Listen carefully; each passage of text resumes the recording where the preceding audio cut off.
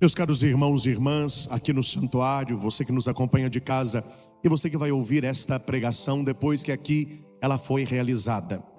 Nós temos na missa de hoje duas temáticas fáceis de serem tratadas e compreendidas com clareza. A primeira é o Evangelho em consonância com a primeira leitura, que fala sobre a questão do Shabat, a questão do descanso, a questão do sétimo dia, que na cabeça de muitos gera uma confusão. E a segunda leitura fala sobre a nossa vida cristã, que não é uma vida fácil, não é uma vida simples, não é uma vida morna, mas é uma vida abençoada. É uma vida debaixo de promessa, porque o Senhor haverá de nos sustentar. Nós temos aqui, meus irmãos, algo que Deus não tolera. Deus não tolera pessoas que têm coração duro, pessoas que não se importam com pessoas que estão mais agarradas à lei, pela lei, do que à restauração integral da pessoa. Veja que a questão do Evangelho, ela é toda ligada não ao bem do homem, não à cura do homem, não à evangelização do homem, mas ao cumprimento de uma lei. E esta lei é a lei do Shabat, onde o judeu não se faz absolutamente nada. E não era lá, é também cá. Não sei se aqui alguém já foi na Terra Santa. Tive a oportunidade de ir uma vez. E o hotel que nós ficamos em Jerusalém, ele tem os elevadores, como os nossos aqui, e eles funcionam normalmente, todos os dias, igual os nossos aqui. Porém, no sábado, ele é programado para parar em todos os andares, tanto subindo como descendo. Para a gente sair do hotel de manhã é um auê, aquele povo todo querendo sair e o elevador não anda. Aí eu falei com o guia, o elevador está com defeito. Ele falou, não, hoje é sábado, eles não podem apertar o elevador. Então eles já programam para ele ir parando. Quer dizer, ao invés de uma facilidade humana, o que aconteceu com a lei de Deus, que é uma lei bela, uma lei de santidade de um dia, porque ele remonta a um ciclo, se transformou em algo escravizante. Então veja, uma coisa boa, ela pode ficar má pelo uso.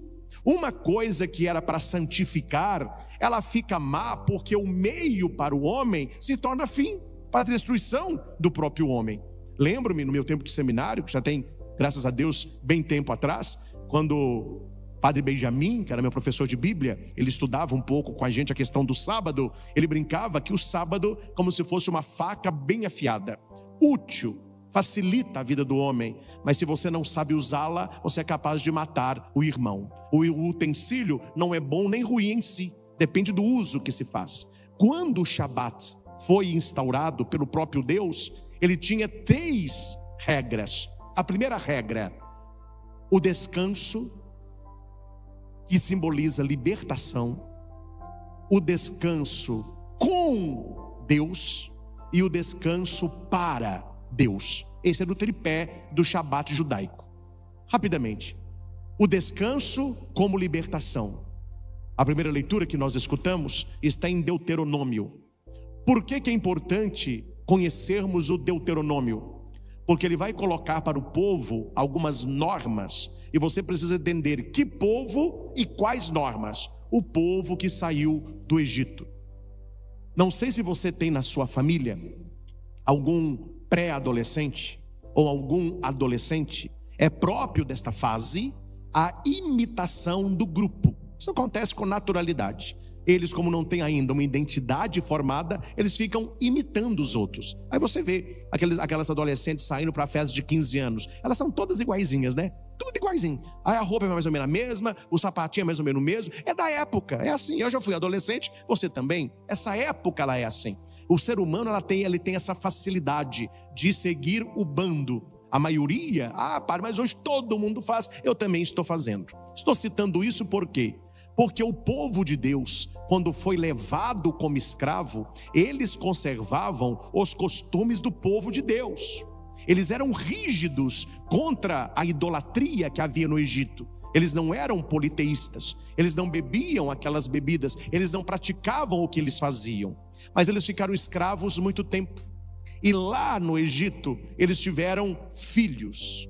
E os filhos foram adolescentes. E eles conviviam com os filhos dos egípcios. Alguns judeus, que eram chamados os mais sortudos, trabalhavam no palácio do faraó, alimentavam de boa comida, começavam a vestir como o egípcio. Eles não eram egípcios. Começavam a pintar o olho de preto, começavam a calçar a sandalinha com a ponta para cima. Não era aquela a roupa do judeu. Mas por quê? Porque eles começaram a conviver com uma cultura que não era a cultura dele. E isso tem força. Até hoje isso tem força. Aqui eu não estou criticando. O exemplo que eu vou dar é para mostrar a força que há. E a gente muitas vezes ou não vê ou nega. Eu não sou de assistir televisão, mas no Instagram a gente vê lá as coisinhas. Não me lembro se foi ano passado. O Mion, Marcos Mion, simpático, está apresentando programas agora. Sempre foi apresentador, né? Mas o negócio não é esse não. Ele apareceu num programa na Globo com uma roupa de apresentador, mas com chinelo amarelo. Na minha opinião, péssimo gosto. Uma sola muito alta, um negócio parecia uma gelatina, um negócio meio esponjoso, o dedo fica para fora, um trem mais disforme. Mas o chinelo custava quase R$8.000. Nas grandes grifes era caríssimo. Não saía o chinelo. Não foi uma boa. Deram-lhe para o Mion. Com certeza pagaram a TV para que o cara usasse aquilo. E no domingo ele ficou andando no palco com aquele pé de pato, que não era bonito. Vocês, quando olhar, vocês vão te concordar. O que aconteceu na semana seguinte? O chinelo se esgotou. Porque eu não quero um chinelo, eu quero o do Mion. A influência que a mídia tem, a força que o ser humano tem de imitação. Os jovens na escola, de aceitação. Não importa se é belo ou não, importa que é caro, eu tenho. E quem usou, nada mais do que Marcos Mion. Eu estou com o tênis de Marcos Mion. Isso aconteceu hoje e isso aconteceu no Egito. É por isso, meus irmãos, que aquela caminhada do Egito para a terra prometida, que poderia ter durado alguns meses, durou 40 anos. Porque tirar o povo do Egito foi fácil, mas tirar a mentalidade do Egito do povo foi difícil. Entendam o que aconteceu nesses 40 anos. O povo que caminhava no deserto continuava tendo filhos. Aqueles filhos cresciam e se tornaram adolescentes, não mais com a influência do Egito, mas com as leis que Deus deu a Moisés. Deus começou a formar um novo povo, para que o povo tivesse uma conduta de acordo com as leis do Deus de Israel. Entre tantas e tantas leis, nós temos da primeira leitura. E por que que Deus é capaz de dar esta lei? Está no versículo 15. Porque na nossa vida, meus irmãos, guarde uma coisa. Você tem que pôr na cabeça o seguinte: nós precisamos escolher de quem nós seremos escravos. A única liberdade verdadeira é a liberdade dos filhos de Deus. E Maria nos ensina, ela era a preferida, a amada, a escolhida, imaculada. O que é que Maria diz a Gabriel? Eu não tenho vontade nenhuma não. Eis aqui a escrava do Senhor, faça-se em mim segundo a tua palavra. A gente dá uma maquiada na palavra, porque hoje em dia não pode falar nada, né? Aí eles falam, não, Maria falou eis a serva. Não, falou serva nada não, é escrava mesmo. E a palavra que ela usa como escrava não é só escravo. Existiam várias denominações de escravos. Os escravos mais belos e belas trabalhavam dentro de casa. Os mais fortes trabalhavam carregando peso. Os que não serviam para muita coisa, cortando grama, tirando estrume. Os mais finos trabalhavam à mesa. Os mais prendados na cozinha. Os letrados com os filhos. E para cada escravo tinha um nome. Quando Maria diz, eis a escrava, o nome que Maria usa como escrava é a escrava sem valor. É a escrava que ninguém compra, porque ela não serve para nada. Maria se vê assim, eu sou uma escrava, eu não tenho valor. Eu sou escrava do Senhor. Jesus, nas pregações dele, e depois Paulo no aprofundamento vai dizer que aquele que peca se tornou escravo do pecado. Então qual é a nossa escravidão? A nossa servidão a Deus que nos libertou. Eu não sirvo por obrigação, eu sirvo por amor. Eu não me ordenei sacerdote obrigado. Eu não fui para o seminário para ser um escravo vendido. Eu escolhi doar a minha vida ao Senhor. Eu escolhi ser um servo dele por amor, um escravo. Então, a primeira leitura, ela vai dizer que Deus liberta o povo do Egito, mas não libertou eles para que eles se perdessem. Agora vocês vão me obedecer, vocês eram escravos do Egito, agora vocês vão obedecer a mim. Então está no versículo 15: lembra-te que foste escravo no Egito, e que de lá o Senhor teu Deus te vê sair com mão forte e braço estendido. É por isso que o Senhor teu Deus te mandou guardar o sábado. Deus não está pedindo, Deus está mandando. E por que Ele pode mandar? Porque se não fosse Deus, aquele povo seria escravo até hoje. Então Deus libertou o povo, Ele se dá o direito de impor uma lei. Note, o Deus libertador é o Deus que coloca o Shabat. Entendido até aqui? A dúvida é: se Deus manda guardar o sábado, por que a igreja guarda o domingo? Infelizmente, os senhores não, que vocês vão saber agora argumentar, falar, mas a maioria, com muita tristeza que eu falo isso, a maioria dos cristãos católicos, eles se calam quando algum protestante de alguma seita cristã judaica, eles misturam os conceitos, eles são cristãos, mas eles creem em coisas do judaísmo. É muito complicado, certas igrejas hoje, a gente não sabe qual é a tônica delas, se é cristã ou se é judaica. Ela não é judaica porque ela prega Cristo, mas ela não é cristã porque os ritos é do judaísmo. Então eles misturam as coisas, chamam igrejas cristãs judaicas, misturam. E a gente vê na estrada, não poucas vezes, em pedras, em placas, lembra-te de guardar o dia de sábado. E se alguma pessoa desta igreja ou seita vai lá bater na sua porta e ela fala assim: pega a sua Bíblia para mim. Aí você pega a sua Bíblia e entrega para a pessoa. Ela vai abrir em Deuteronômio 5. Isso quando ela está falando de imagem de Deuteronômio 9, né? É os dois textos que eles gostam. Aí vai falar para você: tá vendo? Qual que é a sua religião? Aí eu sou cristão, católico. Mas é católico mesmo de IBGE? Não, eu vou à missa. Ah, então tá bom. Agora me fale, a sua igreja é uma igreja errada. A igreja católica, ela perverteu a Bíblia. O Papa mudou as coisas. Por que está falando isso? Porque em Deuteronômio 5:12 fala para guardar o sábado. Vocês guardam o domingo, vocês são dominicais. A Bíblia manda guardar o sábado. Como que vocês guardam o domingo? Aí o católico que não sabe vai falar o quê? Religião não se discute não. Fica você com a sua fé, eu fico com a minha. Vamos aqui tomar um café, não vamos conversar não. Na verdade, por que religião não se discute? Porque não sabe. Quem não sabe tem que ficar calado mesmo, né? É muito melhor a pessoa parecer um idiota calado do que falar e acabar com a dúvida. Então por isso que o pessoal fica calado, a não ser um idiota, que não sabe. Não vamos discutir. Gente, a coisa é muito clara. É fácil você entender aqui o processo. Deuteronômio, o povo saiu do Egito, está indo para a terra prometida e Deus está fazendo alianças preparatórias com o povo. Por que aliança preparatória? Porque não é aliança definitiva, não é uma aliança eterna. São preparatórias. Preparatórias a quê, padre? A aliança eterna, a última, que não há outra aliança. Então existe, hoje em dia eles inventaram isso, né? Não estou criticando não, mas desnecessário, mas tem. Existe o anel de compromisso, não tem o anelzinho? O casalzinho lá, 12 anos, começa: ei amor, love, ei vida. Aí arruma um anelzinho, tadinho, né? Carência. Aí põe um anelzinho no dedo. Aí você anda naquele anelzinho. Aí um dia fala assim: vamos namorar? Ah, vamos namorar. Aí ele pede: quer namorar comigo? É amor ou é amizade? Não, é amor. Então coloca o anel de namoro, de um compromisso mais sério. Aí a moça fica doida para esse namoro evoluir, para colocar qual?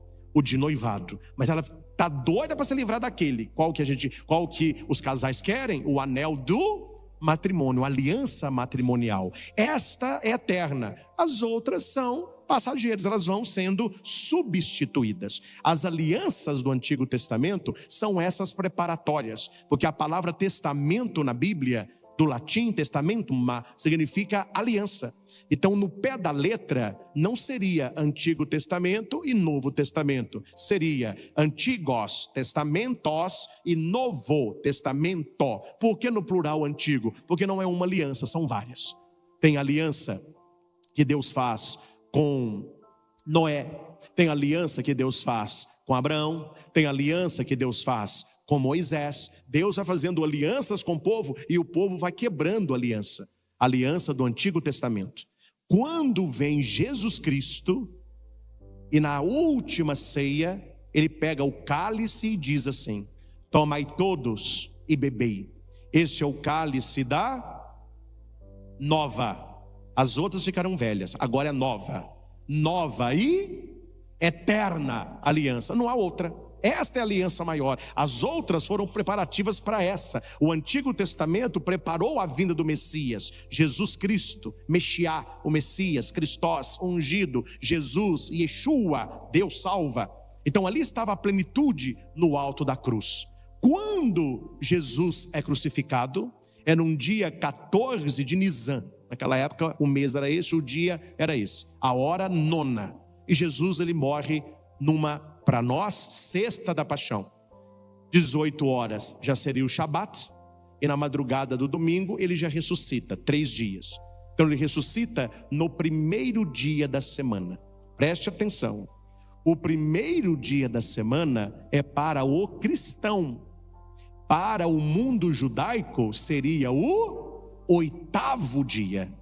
Por quê? Deus cria o mundo em 6 dias, ele descansa no 7º dia e Jesus ressuscita no 8º dia. 8º dia por quê? Porque o mundo criado em 6 é recriado em Cristo. Cristo seria o 8º dia. Na linguagem veterotestamentária.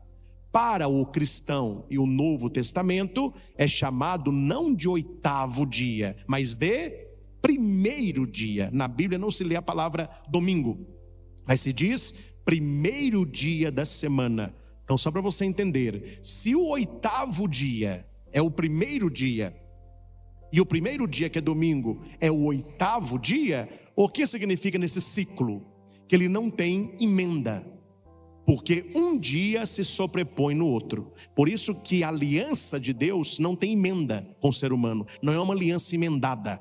É por isso que as boas joalherias, quando você vai escolher a sua aliança de casamento, ou a única coisa que você deve olhar, se a aliança tem, ela não pode ter emenda. Não é vocês estão casados. Ela tem que ser um ciclo sem início e sem fim. Hoje em dia coloca uma pedrinha, coloca uma coisinha ou outra, né? Mas a aliança tradicional, ela é apenas aquele ouro que não tem início, você não sabe onde o anel começou, onde o anel terminou. É o 8º e o primeiro dia. Jesus ressuscita não no sábado, ele ressuscita no domingo. A palavra domingo, do latim, dies domini, que é a palavra domenica. Dies é dia, domini do Senhor. O que significa domingo? Dia do Senhor. Que Senhor? O Senhor Jesus. O Senhor Jesus, que é Deus. O Senhor Jesus, que é Senhor do sábado. Não está no Evangelho? Eu sou também o Senhor do sábado. O Filho do homem é Senhor do sábado. Se ele é Senhor do sábado, o dia do Senhor para o cristão não é mais o repouso, é o dia da ressurreição. E aqui entendam bem, não foi a igreja, não foi o Papa que numa canetada falou, ó, o dia do Senhor agora é o domingo, não quero saber de sábado, tem que dar uma canetada aí e soltar um documento. Não, se você pega a vida de Jesus Cristo, o evento ressurreição, ele é um evento dominical, no primeiro dia da semana.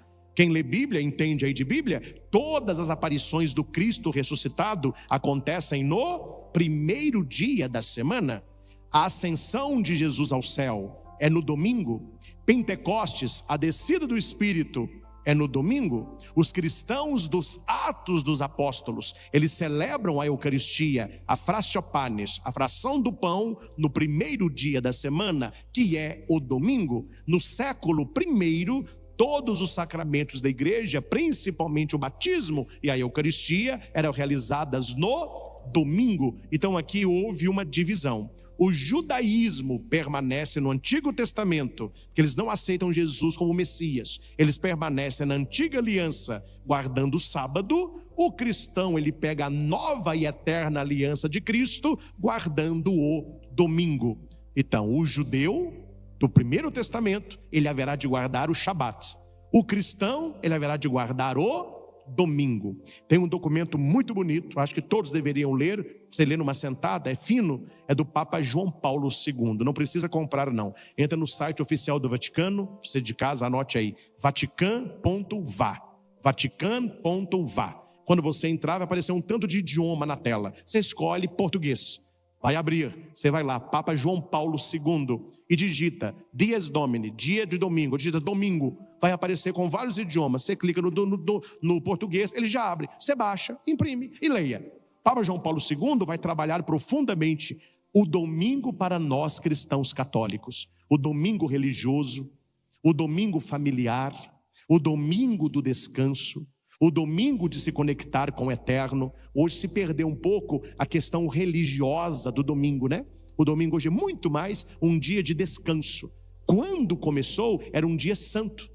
O dia de domingo era um dia para dedicar às coisas de Deus. Hoje em dia, tudo que as pessoas querem fazer, se não pode fazer no dia de semana, joga que dia? No domingo, porque perdeu-se o caráter religioso do domingo. Quem que tem que recuperar este caráter? Nós cristãos católicos. É o nosso dia, é o dia do Senhor, é o dia de missa, é o dia de se conectar com Deus. Assim como o Shabat, o domingo é o dia daqueles que são livres em Deus. O domingo é você participar no descanso de Deus, e a gente guarda o domingo por causa de Deus. Então, meus irmãos, reservem sempre o domingo, o seu horário da Santa Missa. Vocês que estão aqui, você que está em casa. Deus nos pede tão pouco, né? Deus nos pede tão pouco. Imagina se Deus falasse com você assim: eu vou te dar todo início de semana 7 mil, você não precisa fazer nada, vou te dar 7 mil reais. Agora eu vou fazer o seguinte: eu vou te dar 7, mais 1.000 você me devolve. Meu filho, você vai reclamar de quê? Você está ganhando 7, se ele te pedisse para você devolver 6, você tem que devolver rindo. Você não fez nada para receber isso. E o Senhor não nos pede um dia.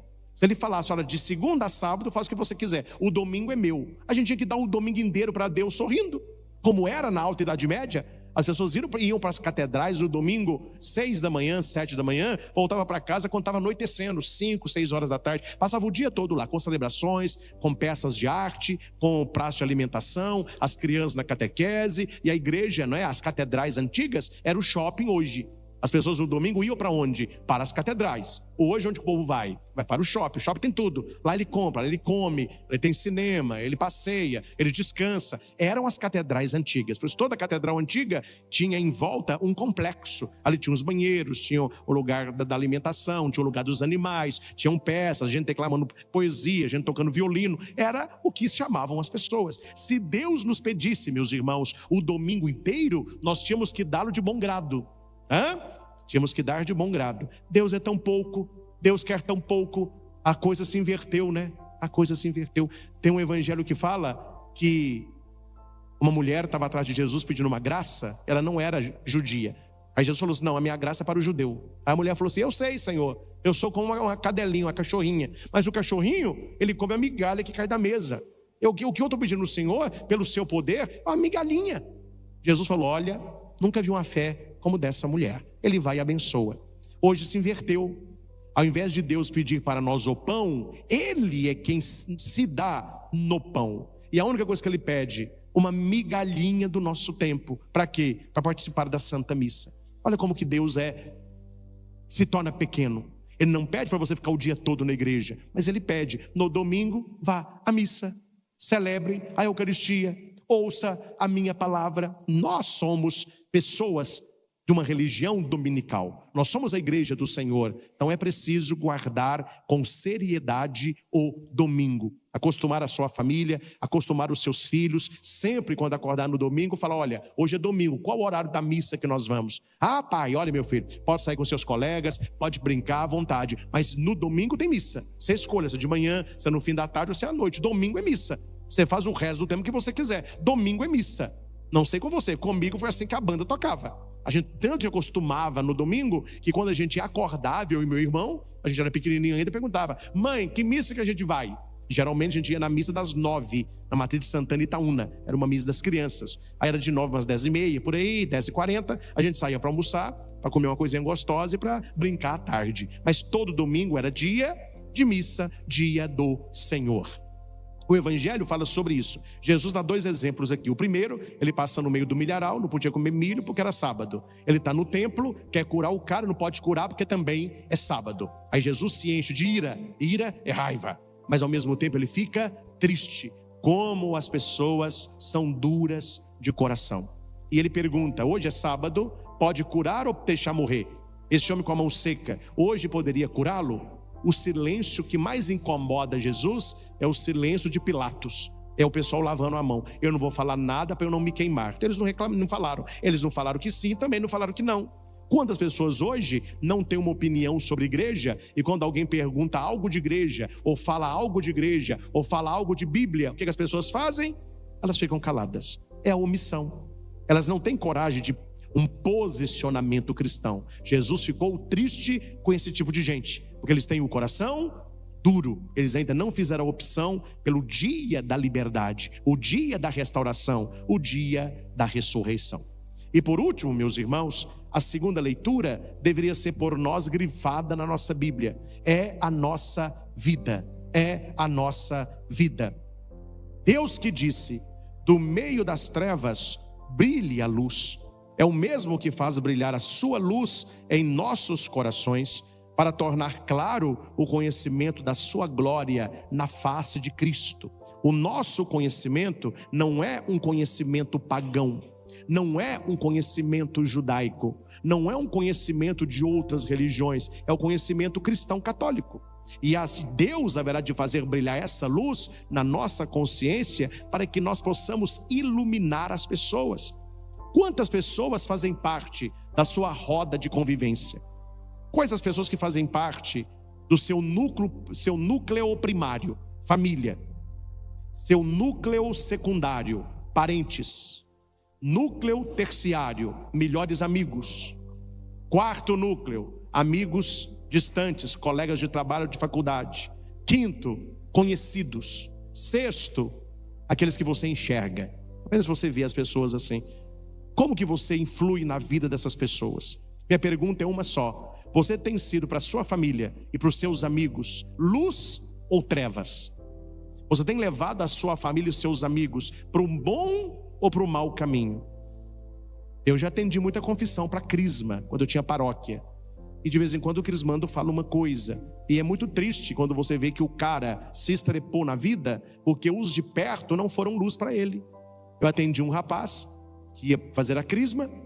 Ele é da turma dos adultos, né? Ele tinha 20 e poucos anos, estava precisando de um tratamento de alcoolismo. Aí eu conversando com ele, falava: nossa, mas você começou a beber com que idade? Ele falou: quando eu era adolescente, eu tinha uns 14, 15 anos. Mas você aprendeu a beber com quem? Aí eu trabalhava com meu padrinho, e todo dia depois do emprego a gente tomava uma. Ou seja, o padrinho, ao invés de levar o cara para o caminho da luz, levou o cara para o caminho das trevas. Você que é pai, o que você está mostrando para os seus filhos? Como que você está educando os seus filhos? Você está educando o seu filho para a luz ou para as trevas? Na sua família, você é luz ou você é trevas? Na vida da sua esposa, você é um marido luz ou é um marido treva? Você é uma esposa luz ou uma esposa que jaz nas trevas? Então aqui está escrito: o mesmo Deus que vê brilhar a luz, Ele haverá de brilhar a luz no seu coração, para você iluminar. Então nós não podemos deixar que a nossa luz se apague. Deus acende luz para que ela brilhe. Ora, trazemos este tesouro em vasos de barro. Barro não tem valor nenhum. Eu já vi muita guerra por causa de ouro, por causa de água, por causa de petróleo, por causa de diamante. Eu nunca vi ninguém brigar por causa de barro. Quer levar, leva. Não tem valor nenhum. Nós somos esse pote de barro. A gente não tem valor nenhum, mas Deus colocou um tesouro no pote de barro. É como você vê um baú dos reis. Ninguém quer saber quanto custou o baú. Seu olho está no tesouro, não é no baú. Nós somos o vaso de barro, mas Deus colocou o seu tesouro em nós, e por causa do tesouro nos tornamos valiosos. Meus irmãos, quantas pessoas eu atento com baixa autoestima? Misericórdia. Muda isso aí. Padre, eu não tenho valor nenhum. Eu sou um desgraçado. Eu sou um pobre diabo. Para mim nada dá certo. Então vai se danar para lá. Credo, padre. Meu filho, reze. Eu rezo. Não é ficar rezando que você está rezando, não. Reze que eu vou te ensinar agora. Reze assim: oh meu Deus, fazei-me que eu me veja como tu me vês. Se você se olhasse como Deus olha, você veria que você é uma pessoa valiosa. Você se sente para baixo, de vez em quando, ou muito gordo, ou muito magro, ou muito alto, ou muito baixo, ou muito feio. Por quê? Porque você fica se comparando. O ser humano é bobo, viu? Raça. Todo mundo tem alguma coisa que queria que fosse diferente. Padre, o senhor falou aí para mim, glória, essa pregação sou eu aí. Eu queria que o meu nariz fosse um pouquinho para baixo assim. Aí você pega alguém que tem aquele narizinho de tucano. A pessoa: não, eu queria que o meu nariz fosse um pouquinho para cima assim. Eu queria que o meu nariz fosse um pouquinho menor. Tipo o meu, eu queria que meu nariz fosse um pouquinho menor, chapuleto, né? Ó. Mas é o meu nariz que eu vou fazer, né? Aí eu queria que a minha boca fosse um pouco menor. A minha gosto é de bocão. Quando a pessoa te conhece, ninguém vê defeito nenhum. Ela vê você. O que você faz? Você já notou? Olha pra mim. O quê? O que é? Não, olha pra mim. Tô olhando. Ó, olha pra mim. Você já notou que um olho meu é mais baixo que o outro? Mas não é que é. Eu nunca tinha visto isso. O seu olho é assim, ó. Aí, tá vendo? Eu falo que eu sou feio. Gente, ninguém nunca viu. Você já notou isso? A pessoa olha pra você, ninguém tá vendo, mas você fica se exaltando o defeito. Ah, você já viu? Tem um negócio aqui, né? Gente, para de se olhar como uma coisa negativa, como alguém que deu errado na vida. Aqui está falando, a gente pode ser um vasinho de barro, mas nós trazemos um tesouro dentro de nós. E a obra, ela não é bela por si, ela é bela pelo artista. Não sei se você conhece uma cara mais estranha do que Mona Lisa. Eu tenho medo daquilo ali. Se eu encontrar alguém com a cara de Mona Lisa de madrugada, meu filho, eu só não faço porque não fui nomeado, mas era para fazer um exorcismo, não é? Porque tem algum malefício, tem alguma coisa ali. Meu filho é o quadro mais caro do mundo, protegido, vigiado, guardado. Um quadro pequeno, apesar que o negócio era grande ainda, lá no Louvre, pequenininho. Por que todo mundo fica assim? Não é pelo quadro. Porque há pintores que já pintaram Mona Lisas idênticas àquela. Até especialistas ficam confusos qual que é a original. Por que ela vale tanto? Pelo artista. Então você vale não é por você, é porque Deus fez você. Deus trabalhou em você. Deus colocou nesse vasinho de barro o seu tesouro. Então você precisa se amar mais, cuidar mais de você, gostar de você, saber que você tem uma missão aqui na terra e não ficar só olhando os outros e imitando os outros. E como é a nossa vida aqui na terra, Padre? Mais ou menos assim. Vamos aí. Vai no versículo 8. Você vai falando, eu vou falando e você vai falar como que é. Eu vou falar uma coisa negativa. Você vem com uma coisa positiva. Não deixa cair a bola não, amém? Eu vou te colocar para baixo. Você se coloca para cima. Vamos lá. Somos afligidos de todos os lados, mas não vencidos pela angústia, postos entre os maiores apuros, mas sem perder a esperança. Somos perseguidos, mas não desamparados. Derrubados, mas não aniquilados. Amém? Amém. É assim que você tem que ser. A pessoa está te colocando para baixo, você tem que sair por cima. Há 3 animais que morrem porque não olharam para cima. Sabiam disso? Se você pegar um morcego e colocar o morcego no chão, ele fica patinando no chão assim, ó. Ele não consegue decolar, pegar voo. Para ele pegar voo, ele tem que estar de cabeça para ele. Solta o pezinho, ele cai no ar e abre a asa. Ele faz assim, ó. Se você coloca o morcego no chão, já era pro bichinho, tadinho. Ele só fica assim, ó, não consegue voar não. Você já viu o zangão, que é besouro preto? De vez em quando lá em casa aparece um. Minha mãe tem pânico. Vai me picar, vai não tá nem vendo a senhora, pode ficar tranquilo. Pega um zangão daquele, coloca num vidro e não precisa tampar não. Pode deixar lá. Ele vai ficar assim, embaixo do vidro, ó. Aí você olha, morreu. Ele não olhou para cima, ele acha que a saída é para baixo. Sabe uma águia norte-americana? Já viu aquela? Pode para ela não viver o menor, não precisa fechar em cima. Que para ela pegar voo, ela tem que abrir a asa, ela sai do galho, ela bate e faz esse movimento. Se lá no viveiro que ela está, ela não consegue pegar o embalo, não precisa tampar em cima, ela vai ficar andando a vida toda. Ela acha que é a saída. Muita gente vive como morcegão, até a gente fala, né? Ô, morcegão, vai trabalhar aí, morcegão, não fala? É. E tem mulher que fala, padre, eu casei com um zangão. Hã? Um zangão, né? Tem gente que se acha, né? Ah, padre, eu sou entre os pássaros uma águia. Eu falei, eu tô vendo, a águia, né? Tadinho. Só contar um caso pra vocês, pra encerrar a homilia. Tinha uma... Tô criticando não, viu? Tinha na comunidade rural, uma senhora, tadinha, queria costurar pra fora. Aí alguém falou com ela, você tem que pôr um nome bonito. Porque a senhora põe uma placa tipo, aí de qualquer jeito, ninguém vai na senhora não. Arruma um nome bonito. Ah, vou pensar numa coisa. Aí passou um tempo, o cara passou na frente da casinha dela, lá no sítio, tinha uma placa assim, Águia de Ouro. Aí ela, agora ela entendeu aí, ó. Quem não vai querer ir numa casa para ser costurada, costureira, águia de ouro? Nossa, que bonito, eu vou lá elogiar. Ela entendeu minha lição. Olá, senhora. Ei, meu filho, você tá bom? Tudo bem. E as costuras? Lotou. Falei, mas lotou. Com um nome tão bonito assim, gostei. Né? Eu me sinto também uma águia, sabe? Mas o que tem a ver o seu nome com a minha loja? Como que o que tem a ver? Tudo a ver. Achei lindo. Águia de ouro. Não, o senhor leu errado, moço. É agulha de ouro. É agulha de ouro. Meus irmãos, brincadeiras à parte, a gente tem que olhar para uma leitura dessa e falar assim, Senhora, imprima uma leitura dessa no meu coração, porque eu atendo as pessoas. Sabe como que as pessoas vêm até mim? Elas vêm assim, Padre, eu sou afligido de todos os lados, colocado nos maiores apuros, eu estou sendo perseguido, derrubado. Depois, e o quê? Falei, mas a leitura tem coisas a mais. Eu sou afligido de todos os lados, mas eu não me deixo vencer pela angústia. De vez em quando eu acordo angustiado. Você não acorda, não? Eu acordo. Pai, padre, um padre acorda angustiado? Eu não nasci padre, não. Eu também tenho minhas tristezas. Mas você acha que quando eu acordo angustiado, eu fico no meu quarto com a janela fechada, cortina baixada, porta trancada, luz desligada, cobertor na cabeça, ouvindo o Renato Russo?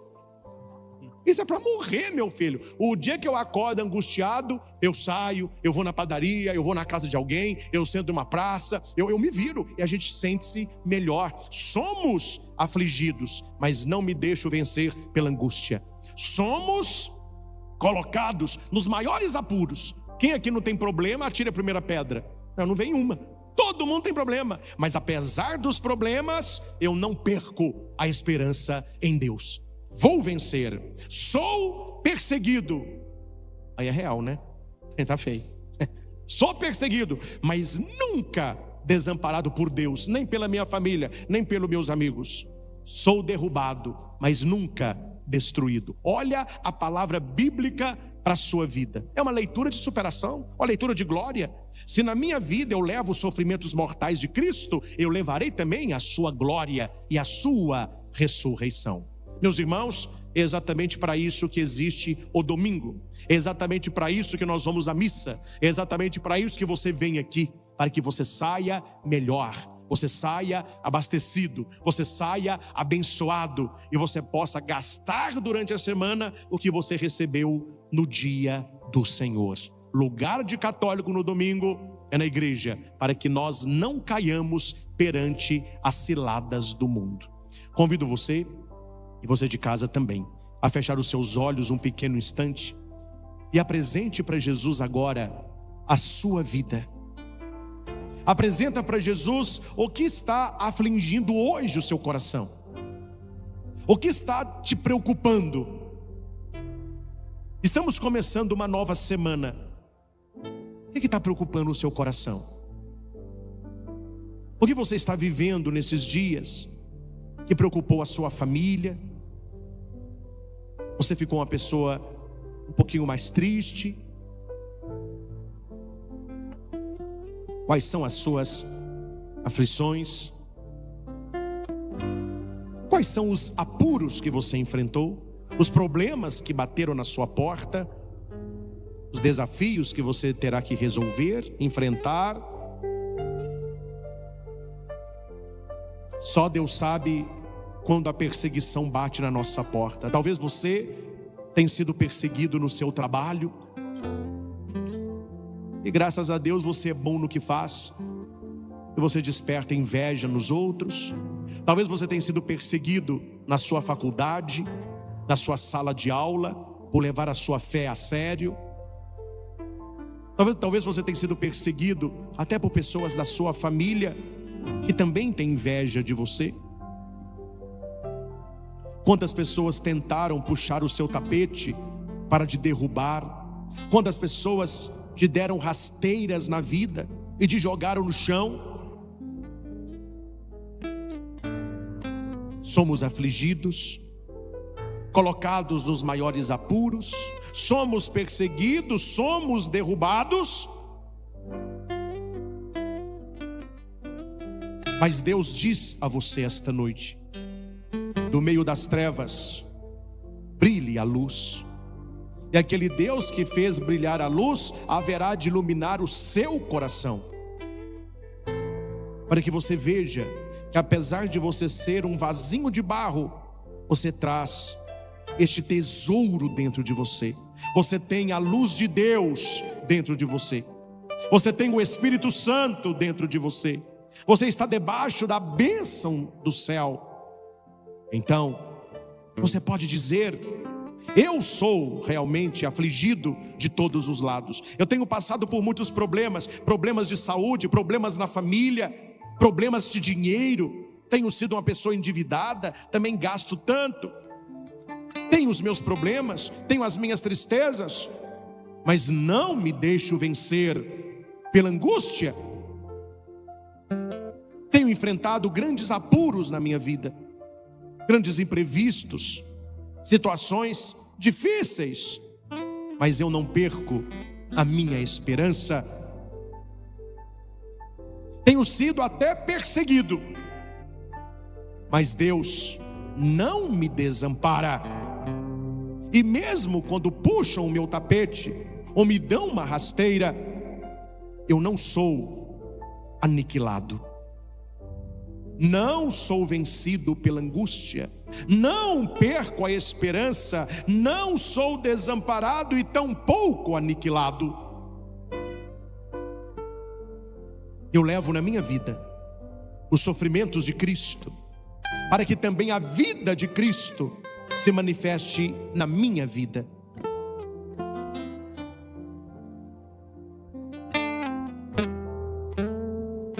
Eu tomo posse desta palavra, Senhor.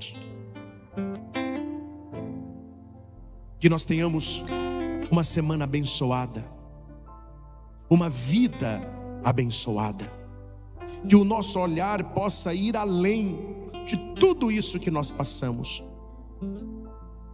Apesar das nossas aflições, dos nossos apuros, da perseguição, das rasteiras que nós levamos, nós temos certeza que a vida de Jesus, que a luz de Deus trabalha dentro de mim. E é por isso que eu posso dizer com toda certeza: eu não serei vencido pela angústia, eu não perderei a esperança, eu nunca sou desamparado e tampouco aniquilado, porque todas as coisas concorrem para o bem daqueles que te amam. Até o meu sofrimento, até a perseguição, até os momentos de solidão me conduzem para o fim, que é Deus. As pessoas não têm poder algum de fazer mal a você. É você que dá este poder para elas. Permita que Deus possa reconstruir a sua vida, curar o seu coração, encher a sua história de alegria, de esperança. Diga para você mesmo, quando as coisas pesarem: eu não vou desistir, eu não vou abandonar o meu sonho, eu não vou trair o meu Deus, eu não vou abandonar a minha família, eu não vou mentir para os meus amigos. Eu quero ser uma pessoa melhor, eu quero iluminar a vida das pessoas que me amam. Não quero levar problemas, eu quero ajudar na solução. Eu não quero ser a causa de dor de cabeça para ninguém, porque o Senhor tem feito maravilhas na minha vida. O Senhor tem me amparado, me sustentado. Esta é a minha, esta é a sua oração, que você pode estar fazendo em silêncio no seu coração. Deus tem me sustentado, Deus tem me amparado, Deus tem me protegido, Deus tem me fortalecido. E isso que eu estou passando agora não é para sempre. Isso vai passar. A tempestade vai passar, o céu escuro vai passar, a doença vai passar, a tristeza vai passar, porque na minha vida trabalha a vida de Cristo. Os sinais da vida de Cristo estão em mim. Que esta luz, Senhor, que foi colocada no meu coração, apesar de eu ser um vasinho de barro, mas eu trago este tesouro dentro de mim, que eu consiga ser luz na vida de várias e várias pessoas, que eu possa ser luz principalmente na vida da minha família e dos meus amigos. E afasta do meu coração toda preguiça, todo cansaço, toda baixa autoestima, toda imagem distorcida de mim mesmo, toda solidão. Transforme, Senhor, tudo isso em vitória na minha caminhada. Que esta palavra, plantada no coração de cada um de nós, possa germinar, crescer, florir e frutificar, para que tenhamos a certeza que os nossos melhores dias estão ainda por vir. Te pedimos isso, ó Pai, em nome de Jesus. Amém. Amém. Louvado seja nosso Senhor Jesus Cristo, Para sempre seja louvado. Eu tomo posse desta palavra e desta oração, em nome do Pai, e do Filho, e do Espírito Santo. Amém. Amém.